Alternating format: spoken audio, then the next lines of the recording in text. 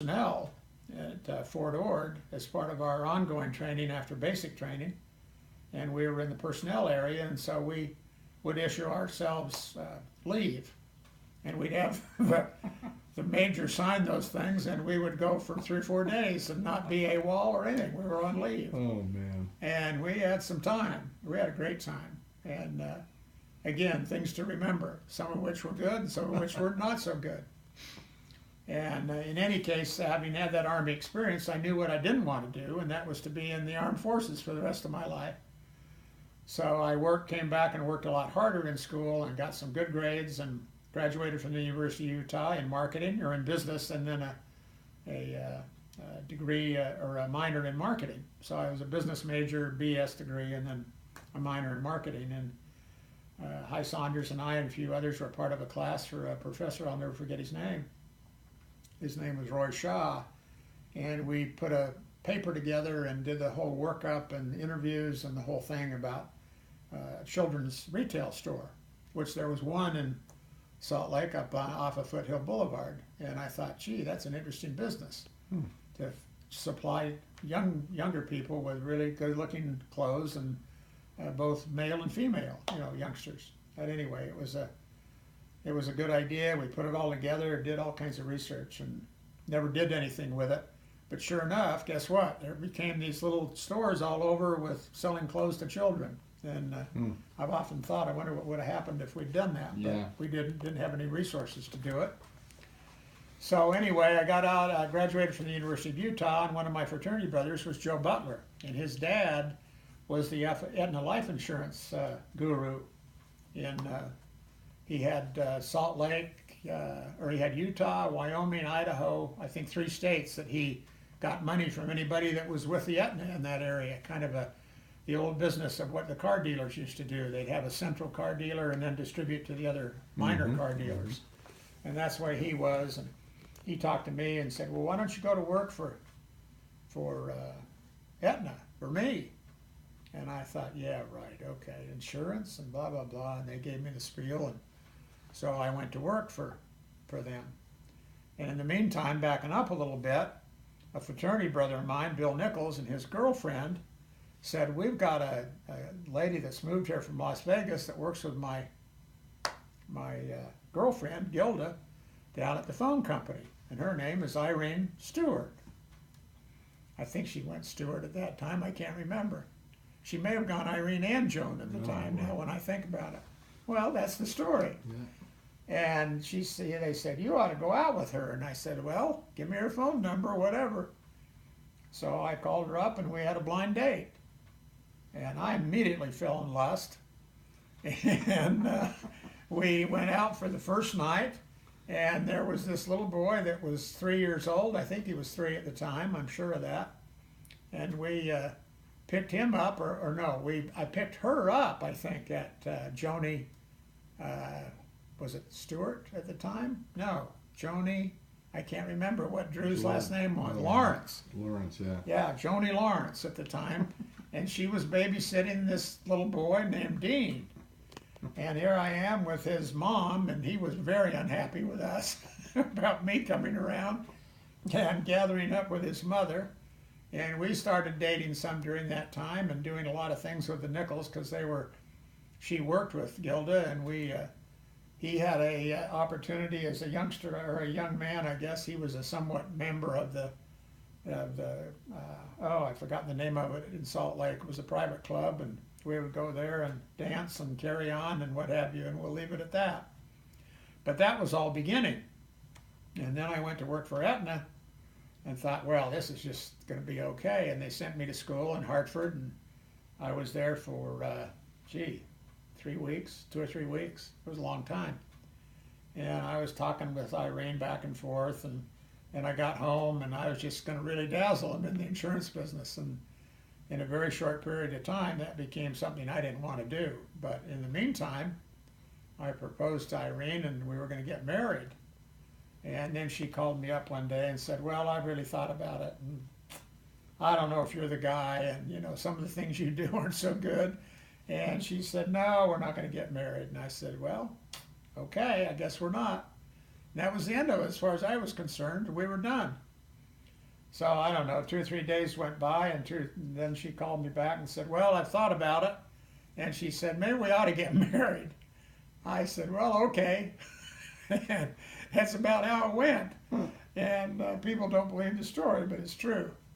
And we made arrangements and planned it, and my dad was a member of the Alda Club, and we got married at the Alda Club in Salt Lake City, which we were neither at the time quite prepared to go to the temple, so we didn't do that trip at that time. And Irene's mom and dad put on a good show at the Alda Club, and Dad and Mom were there, and relatives and what have you. Not a big crowd, but it was fun and a nice thing to remember. It was well done as I remember. And then of course Irene and I were taken to the airport and by Irene's dad, and 3-year-old Dean was there, and we went and got on the plane, and we went to San Francisco, and he was standing on the tarmac with his grandpa, knowing that his mom was never returning, and the big bad boy had come and taken her away, and it was the end of the world for Dean. He was going to not ever survive. And away we went. And anyway, we came back from that, and by, I don't know, I think it was July, I was not happy at all with the insurance company. I was not doing very well, not really doing what I was told to do, because you've got to sell to every friend and every member that you know in the family, and basically it was selling life insurance. And that's a hard business, boy. I respect those who are in it. In any case, I got a call, or I was looking in the paper. That's how it was. I was looking in the paper at ads, and Procter & Gamble was running an ad, and he was interviewing at Covey Motel at Covey America. And I called and got an appointment and went and had an interview, and his name was Jim Ritchie, and he was the district manager. And sure enough, I got hired. And I had half of Salt Lake, and then my first other run out of town was, if they'd known me, they wouldn't have given me this run. But it was Elko and Ely, Nevada, and then back up to Salt Lake. So on the first run I did, I got down to Ely, and I was going to stay the night, and got doing a little gambling and had to call Irene for some help. I didn't have enough money to get out of town. And sure enough, her dad had to give her some money for me to get out of town.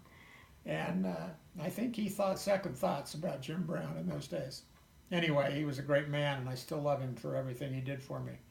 We'll talk about him in a little while. But in any case, that went on, and I had good success with Procter & Gamble, and I was a district head salesman. I worked out of Denver, but we were still living in Salt Lake, and I traveled some, and some of that was good, and some not so good again, like always. But it was a really good experience and a good learning career working for Procter & Gamble. They taught me how to sell and how to live on the road and what to do, and it was a really good experience. And then I got promoted to Spokane, Washington, and we moved to Spokane. In the meantime, Irene had gotten pregnant, and we had Eric in Salt Lake City, and he was born at the LDS hospital up on the avenues. So now we had two, and we moved to Opportunity, Washington, and it was a good experience with Procter & Gamble for the most part, but they were starting to wonder what I was doing sometimes, because I didn't always behave when I was on the road and doing other things.